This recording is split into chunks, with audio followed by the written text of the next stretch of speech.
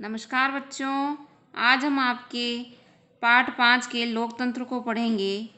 लोकतंत्र दो शब्दों से मिलकर बनता है, एक लोक और दूसरा तंत्र। तो लोक का मतलब होता है जनता और तंत्र का मतलब होता है शासन, अर्थात जनता का शासन। तो लोकतंत्र का अर्थ क्या हुआ? जनता का शासन।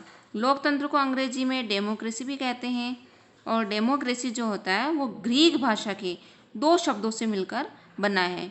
तो कौन से वो दो शब्द हैं? डेमोस यानी DEMOS, डेमोस प्लस क्रेटिया KRATIA। तो डेमोस प्लस क्रेटिया यानी डेमोस का अर्थ होता है जनता और क्रेटिया का अर्थ होता है शक्ति। तो वही डेमोक्रेसी का अर्थ हुआ जनता की शक्ति। ठीक है, तो यहाँ तक आप समझ गए होंगे कि डेमोक्रेसी का अर्थ होता है जनता की शक्ति, यानी शक्ति को आप शासन भी कह सकते हैं, जनता का शासन।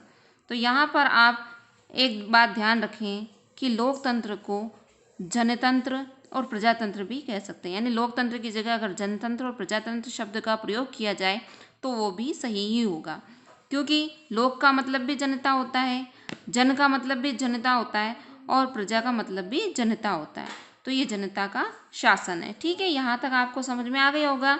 फिर हम देखते हैं इसमें कि 3 अंतर संबंधित अर्थ इसमें निहित हैं, यानी ये आपकी किताब में है कि 3 अंतर संबंध, यानी यह निर्णय लेने की एक विधि है, यानी यह एक निर्णय, इसमें निर्णय लिए जाते हैं प्रजा के द्वारा, है ना, निर्णय लेने की एक विधि है।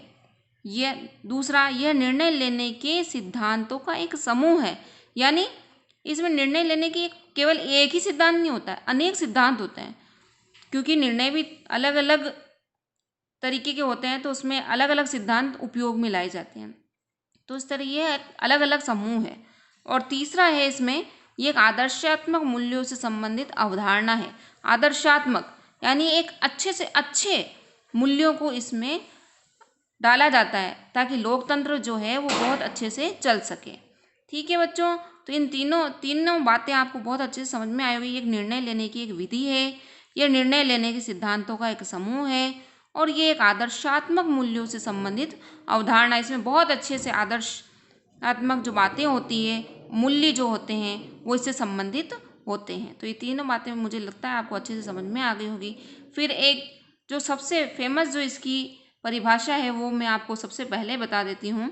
अब्राहम लिंकन, जो कि आपको याद ही होगा, ये जनता का जनता के लिए और जनता द्वारा शासन ही लोकतंत्र होता है।